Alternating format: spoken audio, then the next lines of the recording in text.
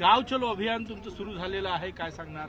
महाराष्ट्रामध्ये 50,000 युनिटमध्ये 50,000 प्रवासी कार्यकर्ते गाव चलो अभियान करतो आहोत. आमचे सर्व केंद्रीय मंत्री, राज्यातले मंत्री, माननीय देवेंद्रजी, परवा आपण बघितलं असाल पारशिंग्याला, मी आज वडोद्याला मुक्कामी आहे. आम्ही सर्व 50,000 प्रवासी कार्यकर्ते गाव चलो अभियानाला निघालो आहोत. गावामध्ये केंद्र सरकार, राज्य सरकारने केलेल्या योजना या प्रत्येक घरात पोहोचल्या की नाही पोहोचल्या, जर पोहोचल्या असतील तर त्या व्यवस्थित सुरू आहे की नाही, आणि ज्या पोहोचल्या नसेल त्याबद्दलच्या पुढच्या काळामध्ये त्या योजनाबद्दल गावाच्या जनतेला फायदा व्हावा. गरीब कल्याण, मध्यमवर्गीयाचं कल्याण, नारी शक्तींना वंदन, युवकांचा सन्मान. अमृत नोनी आर्थो प्लस, ये एक प्रूवन फॉर्मूला है. इसमें मौजूद नोनी फल के गुण और आयुर्वेदिक जड़ी बूटियां शरीर को जरूरी पोषक तत्व देने के साथ साथ हड्डियों और जोड़ों के घिसने, उनमें होने वाले सूजन और दर्द को रोकने में मदद करता है. दर्द मुक्त जीवन के लिए अमृत नोनी आर्थो प्लस. असे अनेक कार्यक्रम घेऊन आम्ही गाव चलो अभियानात आलो आहे. आज येताना वडोद्यातील शहीद, स्वातंत्र्यातील शहीदांना स्मरण करून, वंदन करून या ठिकाणी सुरुवात केली आहे. 18 संघटनात्मक कार्य, काही विकासाचे कार्य, काही भूमिपूजनाचे कार्य या गावामध्ये आहे. आणि हे स्वातंत्र्यवीरांचं गाव आहे. स्वातंत्र्याच्या लढ्यात या गावाचं मोठं योगदान आहे. आणि म्हणून वडोदा गावामध्ये आज गाव चलो अभियान आहे. आणि 15 फरवरीपर्यंत महाराष्ट्रातल्या संपूर्ण गावामध्ये गाव चलो अभियान पूर्ण होईल. भाऊ, उद्धव ठाकरेंनी अत्यंत गंभीर टीका गृहमंत्री देवेंद्र फडणवीस यांच्यावर केली. त्यांच्यासाठी निर्गुण गृहमंत्री आणि मनोरुग्ण गृहमंत्री असा शब्द वापरला. तर उद्धव ठाकरे हे देवेंद्र फडणवीसावर टीका करतील इतकी त्यांची उंची नाही आहे. त्यांची उंची त्यांनी तेव्हाच घालवली होती जेव्हा त्यांनी देवेंद्र फडणवीसांच्या पाठीत खंजीर खुपसला होता, भाजपाच्या पाठीत खंजीर खुपसला होता. या राज्याने असाही निष्क्रिय या ठिकाणी मुख्यमंत्री बघितला आहे ज्या मुख्यमंत्र्यांनी कधीही 14 कोटी जनतेचा विचार केला नाही. ज्या मुख्यमंत्र्यांच्या काळामध्ये त्यांचा गृहमंत्री 100 कोटी रुपयाच्या आरोपामध्ये जेलमध्ये गेला, ज्या मुख्यमंत्र्यांच्या काळामध्ये बॉम्ब अँटेलिया प्रकरण आपण बघितलं असाल, त्या ठिकाणी बॉम्बचाही एवढी मोठी घटना घडली. 1000 घटना आपल्याला सांगता येईल उद्धव ठाकरेंच्या काळात घडल्या. अनाचारी, दुराचारी, भ्रष्टाचारी उद्धव ठाकरेचं सरकार आपण बघितलं आहे. हे इतके बदमाश होते उद्धव ठाकरेच्या सरकारमधले लोक आणि स्वतः उद्धव ठाकरेही, की मृताच्या टाळूवरचं लोणी खाल्लं. कोविडच्या काळामध्ये कोविडच्या बॅगमध्ये भ्रष्टाचार केला. इतके अनाचारी, दुराचारी, भ्रष्टाचारी सरकार मी कधीच बघितलं नाही. आणि त्यामुळे उद्धव ठाकरे जे टीका करताय ते वैफल्यग्रस्त झाले आहे. त्यांनाही माहित आहे एकही खासदार निवडून येणार नाही. त्यांनाही माहित आहे की 2, 4, 5 आमदारही दिसणार नाही विधानमंडळामध्ये. महानगरपालिका मुंबईमध्ये अस्तित्व जाणवणार नाही. आणि त्यामुळे वैफल्यग्रस्त होऊन देवेंद्र फडणवीसावर ते टीका करतात आहे. कुठं देवेंद्रजी, कुठं उद्धवजी, कशाला बरोबरी करायला निघाले आहेत? तुम्ही टाचणीवरही बरोबरी मोदीजींची आणि देवेंद्रजींची करू शकत नाही. त्यामुळे तुम्ही जसा 2.5 वर्ष मुख्यमंत्री असताना आराम केला, आता तुम्हाला परमनंट आराम करण्याकरता महाराष्ट्राचे लोक सांगणार आहेत. न शोभणारे शब्द वापरले म्हणजे लांडगा, मनोरुग्ण, हे एखाद्या राजकीय संस्कृतीमध्ये पण फारसे वापरले जात नाही महाराष्ट्रात, पक्ष कुठलाही असो. वैफल्यग्रस्त झाल्यामुळं असे शब्द वापरण्यात येतात ज्यांना काहीच दिसत नाही. अंधारात दिसतो सर्वीकडे. मेणबत्तीचा दिवा सुद्धा दिसत नाही की उद्या आपल्या पक्षाचा काय होईल. पक्ष गेला, लोक गेले, माणसं गेले, सारं सोडून चालले. म्हणून आणि जेव्हा ते दौऱ्यात फिरतात तेव्हा त्यांच्याकडे लोकच नसतात. उलट त्यांचा दौरा सुरू असताना, उद्धव ठाकरेंचा दौरा सुरू असताना उद्धव ठाकरेकडले माजी आमदार सूर्यकांत दळवी यांचा भाजपमध्ये पक्षप्रवेश झाला. त्यावेळी चिडले ते कोकणामध्ये. आणि मग कोकणात त्यांनी मोदीजीवर आणि देवेंद्रजीवर आरोप प्रत्यारोप केले. आता परवा देवेंद्रजी पारशिंग्याला आले. त्यांचा उबाटाचा जिल्हा अध्यक्ष त्यांनी देवेंद्रजीचं स्वागत केलं. ती मिरची लागली त्यांना, आणि ती मिरची लागली त्याला उबाटाच्या अध्यक्षाला काढून टाकलं पक्षातून.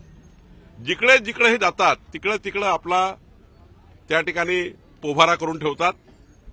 आणि महाराष्ट्रात जिथे इथे उद्धव ठाकरे जातील तिथे इथे उद्धव ठाकरेकडले लोक भाजपमध्ये किंवा एकनाथ शिंदेकडे पक्षप्रवेश करतील अशी परिस्थिती आहे. इकडे काँग्रेस फुटते आहे, दुसरीकडे शरद पवार साहेबांना घरघर लागली आहे, तिसरीकडे उद्धव ठाकरे हे नाकाम झाले आहेत. आणि त्यामुळं ते टीका करणारच आहे, ती टीका अपेक्षित आहे. राष्ट्रपती राजवट लागू करण्याची मागणी केली त्यांनी. राष्ट्रपती राजवट लागू करावी आणि लगेच निवडणुका घ्याव्या. राज्यपालांची भेट खरी राष्ट्रपती राजवट तर त्याच काळात लागायला पाहिजे होती ज्या काळामध्ये कोविडमध्ये भ्रष्टाचार केला, कोविडच्या पॉलिथिनमध्ये पैसे खाल्ले, मृताच्या बॅगमध्ये पैसे खाल्ले, तेव्हाच राष्ट्रपती लागवड लागायला पाहिजे होती. पण ते आता मागतात आहे. तेव्हा जर प्रकरणं जर 2.5 वर्षाचे काढले तर तेव्हाच्या काळात खरी राष्ट्रपती राजवट लागायला पाहिजे होती. एकनाथजीच्या नेतृत्वामध्ये देवेंद्रजी आणि अजित पवारजी चांगलं काम करतात आहे. डबल इंजिन सरकार महाराष्ट्रात काम करत आहे आणि मोठे मोठे प्रोजेक्ट आता या महाराष्ट्रात मार्गी लागत आहे. त्यामुळं धास्तावलेल्या मानसिकतेमध्ये उद्धव ठाकरे बोलत आहेत. संतोष बांगर यांनी काल शाळेतल्या मुलांना म्हटलं की मला मतदान दिलं नाही तर 2 दिवस उपाशी राहा वगैरे. कसं बघताय याच्याकडनं? नाही, कोणीही कुठल्याही राजकीय व्यक्तींनी टीका करताना किंवा बोलताना तारतम्य पाळलं पाहिजे. मला माहिती नाही संतोष बांगर काय बोलले, पण सर्वांनी संस्कृती पाळली पाहिजे. महाराष्ट्राची संस्कृती ही संतांची भूमी आहे, ही राष्ट्रसंतांची भूमी आहे. त्यामुळे या भूमीत योग्य पद्धतीनं शब्द वापरले नाही. पाहिजे. त्यांनी टीका नाही, एक मिनिट, संतोष बांगर यांनी टीका केली नाही. शाळेतल्या मुलांना म्हटलं की जर मला मतदान केलं नाही तर तुमच्या वडिलांनी मला मतदान केलं नाही तर तुम्ही उपाशी राहावं 2 दिवस. नाही, मला काय बोलले माहिती नाहीये. सरकार जे आहे ते गुंडांच्या पाठीमागे आहे, त्यामुळे राज्यामध्ये अशा पद्धतीच्या खून खराब्याच्या घटना वाढल्याची टीका देखील उद्धव ठाकरे. भाजपची गुंड असल्याचा शब्द वापरला कालच्या पुण्यातल्या घडामोडी. नाही, पुण्याची घटना ही दुर्भाग्यपूर्ण आहे. अशी घटना घडूच नये. त्यामध्ये योग्य कारवाई माननीय गृहमंत्र्यांनी केली आहे, गुन्हे दाखल केले आहेत. पण निखिल वागळेंनी सुद्धा ट्विट करताना बोलताना तारतम्य पाळलं पाहिजे. मोदीजीवर अडवाणीजीवर बोलताना आपली उंची तपासली पाहिजे ना. ते पत्रकार जरूर होते, पण आता एका पक्षाचे प्रवक्ते आहेत, ते राजकीय काम करायला लागले आहेत, राजकीय व्यवस्थेमध्ये आले आहेत. ते पत्रकार नाही आहे आता. एकदा कधीच काळात पत्रकार होते, आता काहीतरी वेगवेगळे चॅनल्स काढून, युट्यूब चॅनल काढून काहीतरी करतायत. ते मला माहिती नाही फार, पण त्यांनी सुद्धा आमच्या लोकांनी चूक केली आहे, त्याच्यावर कारवाई होईल हे मान्यता आहे. पण त्यांनी सुद्धा विचार करून बोललं पाहिजे. अडवाणीजीवर मोदीजीवर विचार करताना बोलताना आपली उंची तपासली पाहिजे. काहीतरी वातावरण तयार करायचं, वातावरण खराब करण्याकरता यायचं, जाणीवपूर्वक त्या ठिकाणी आपणच स्वतः त्या ठिकाणी गावात समाजामध्ये तेढ निर्माण होईल अशी भाषणं करायचे, हे सुद्धा निखिल वागडेंनी तपासलं पाहिजे. त्यांनी सुद्धा बोलताना जरा तारतम्य ठेवून बोललं पाहिजे असं मला वाटतं. ते तारतम्य ठेवत नाही. उद्या त्या ज्या भागात जातात त्या भागामध्ये तणाव निर्माण होतो आणि त्यामुळे लोकांचा आक्रोश आहे. पण आक्रोश या पद्धतीचा होऊ नये. कालची घटना दुर्भाग्यपूर्ण आहे, ते होऊ नये. भाजप आणि त्या कार्यकर्त्याकडनं काही चूक झाली असेल तर ते काही योग्य नाही आहे असं मला वाटतं. वडोदा गावात तुमचं चांगलं स्वागत झालं, गावातले लोक इथे आहेत. कसं वातावरण आहे भाजपसाठी ग्रामीणमध्ये विचार केला? नाही, ग्रामीणमध्ये आता सुरुवात केली आहे. माझे 18 संघटनात्मक कार्यक्रम आहे, विकासाचे कार्यक्रम आहे, जनसंवाद आहे. या शेतकऱ्यासोबत जनसंवाद आहे. शेतकऱ्याचे प्रश्न, शेतमजुराचे प्रश्न, महिलांचे प्रश्न, युवकांचे प्रश्न. या वडोदा गावामध्ये हे मोठं गाव आहे, स्वातंत्र्य संग्राम सैनिकांचं गाव आहे आणि या गावांची बाजारपेठ ही 40-50 गावाला जोडलेली आहे. विकासाचं मोठं केंद्र आहे. या गावामध्ये जेव्हा मी जनसंवाद करेल तेव्हा कळेल नेमकं जनतेच्या मनात काय आहे.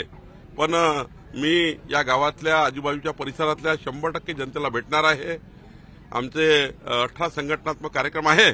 मला वाटतं या दौऱ्यातनं विकासाकरता काहीतरी मार्ग निघेल आणि ज्या योजना पोहोचल्या नसतील त्या योजना पोहोचवण्याकरता आम्ही काम करू. आजपासून जरांगे पाटील पुन्हा एकदा उपोषणाला बसलेले आहेत. सरकारच्या अडचणी वाढतील का? त्यांनी म्हटलेलं आहे की तुमच्या आमदारांना फोन करून मराठा आरक्षण देण्याची मागणी करा. नाही, मराठा समाजाला आरक्षण देण्याकरता मुख्यमंत्री एकनाथ शिंदे यांनी छत्रपती शिवरायासमोर शपथ घेतली आहे.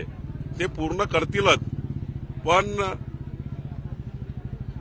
ओबीसी समाजाचं कुठलंही आरक्षण कमी न करता मराठा समाजाला आरक्षण दिलं पाहिजे ही स्पष्ट आणि व्यवस्थित भूमिका आम्ही मांडली आहे. मुख्यमंत्र्याकडनं अपेक्षा आहे की ते ओबीसी समाजावर अन्याय करणार नाही. मुख्यमंत्र्याकडनं अपेक्षा आहे की ते ओबीसी समाजाचं आरक्षण कमी करणार नाही. मुख्यमंत्र्याकडनं अपेक्षा आहे की ओबीसी समाजामध्ये इतर जातीचा समावेश होणार नाही.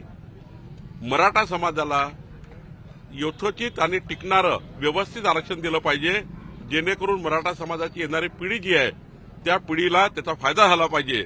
याकरता भारतीय जनता पार्टी मराठा आरक्षण देण्याकरता पूर्णपणे एकनाथ शिंदे यांच्या मागे उभी आहे आणि मला विश्वास आहे की एकनाथजी व्यवस्थितपणे मराठा समाजाला आरक्षण देतील असं मला वाटतं. थँक्यू.